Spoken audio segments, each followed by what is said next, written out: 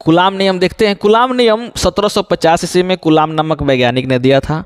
इन्होंने दो आवेशों के बीच कार्य करने वाले आकर्षण अथवा प्रतिकर्षण बल को ज्ञात करने के लिए एक नियम प्रस्तुत किए थे, जिस नियम को हम लोग कूलाम नियम कहते हैं। ठीक है, तो इस नियम के अनुसार क्या कहा गया था, आइए तो इस कूलाम के नियमानुसार,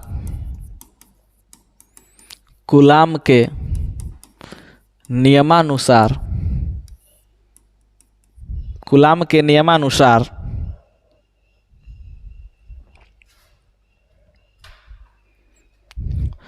दो आवेशों के बीच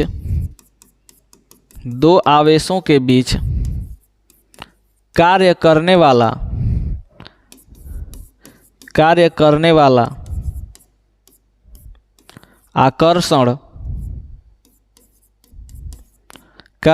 वाला आकर्षण अथवा प्रतिकर्षण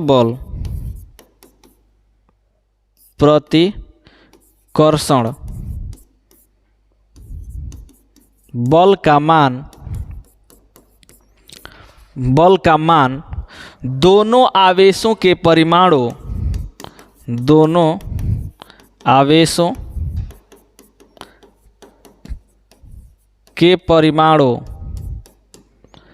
के गुणनफल के बराबर, गुणनफल के समानुपाती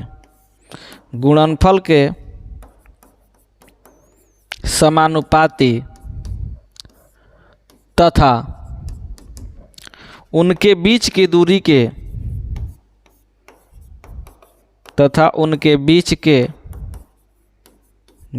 के वर्ग के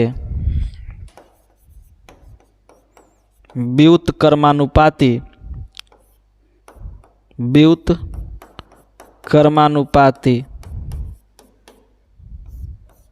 होता है, व्युत्क्रमानुपाती होता है। ठीक है, ध्यान से एक बार फिर से पढ़िए क्या बोला गया है। कूलाम के नियमानुसार, मतलब कूलाम के नियम, दो आवेशों के बीच कार्य करने वाला आकर्षण अथवा प्रतिकर्षण बल का मान दोनों आवेशों के परिमाणों के गुणनफल के समानुपाती तथा उनके बीच की दूरी के वर्ग के व्युत्क्रमानुपाती होता है। ये ध्यान से देखिए, ये दो आवेश है, इन दोनों आवेश के बीच की दूरी कितनी है, बीच की दूरी r है। तो कूलाम के नियमानुसार, कूलाम के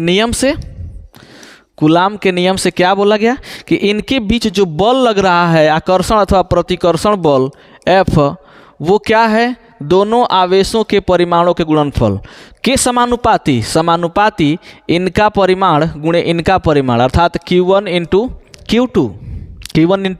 Q2। अब इसके बाद क्या बोला गया, इसको समीकरण 1, फिर दूसरा बोला गया कि कार्य करने वाला बल इनके बीच की दूरी के वर्ग के व्युत्क्रमानुपाती होता है, अर्थात व्युत्क्रमानुपाती मतलब 1/r²। समीकरण 2, यदि हम समीकरण 1 एंड 2 से देखें, दोनों लेफ्ट साइड बराबर है, ध्यान दीजिएगा, तो हम लिख सकते हैं F is directly proportional to Q1 Q2 बटा में r का स्क्वायर। ठीक, अब समानुपात नियतांक हटाएंगे तो F is equal to K Q1 Q2 बटा में r का स्क्वायर। ये क्या है, यही कूलाम का नियम है। और इसी कूलाम के नियम से हमारे एग्जाम में क्वेश्चन आ जाता है, ऑब्जेक्टिव के साथ साथ 2 मार्क्स के क्वेश्चन भी आते हैं। तो इस नियम को देख लीजिएगा ध्यान से। ठीक है, जहाँ K क्या है भाई, जहाँ K एक समानुपाती नियतांक है, जहाँ K क्या है, समानुपाती नियतांक है, और इसका मान इन दोनों आवेशों के बीच के माध्यम की प्रकृति पर निर्भर करता है। अर्थात इन दोनों के बीच जिस प्रकार का माध्यम रहेगा वो उस तरह से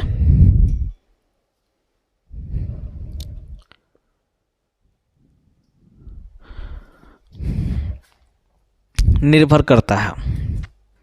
ठीक है, चलिए अब देख लेते हैं K का मान। यदि हम बात कर लें कि यदि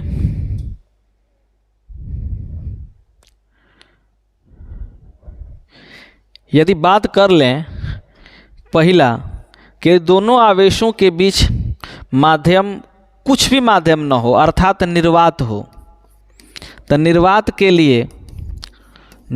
के लिए के का मान जो होता है 9 × 10⁹ न्यूटन मीटर स्क्वायर प्रति कूलाम स्क्वायर होता है।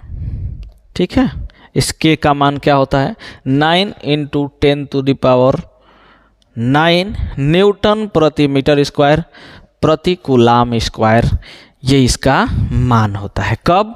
तो भैया रे जब दोनों आवेशों के बीच कोई भी माध्यम न रहे अर्थात निर्वात रहे, तब ये वाला मान आपको क्या कर देना है, पुट कर देना है और न्यूमेरिकल रख के इसे बना देना है।